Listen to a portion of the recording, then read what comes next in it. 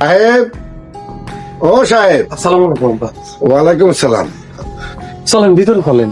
আরে ভিতরে যাইতে হবে না, এই জায়গায় বসে। তোমার এই অবস্থা কে বাবা? বাজান নাও খাওয়া কি সব সাইরে দিছো? এমন করলে তো তুমি অসুস্থ হয়ে যাইবা।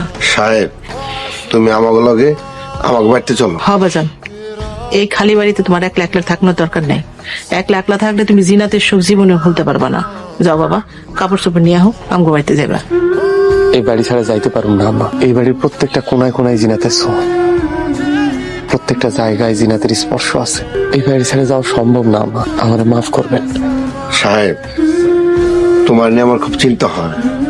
তুমি আমাকে জামাই, রক্তের সম্পর্ক না হলেও তুমি আমাকে আত্মীয়, আমার সন্তান সমতুল্য। জিন্নাতে আল্লাহ তাআলা অকালে নিয়ে গেছে, আল্লাহর বান্দি আল্লাহ নিয়ে গেছে।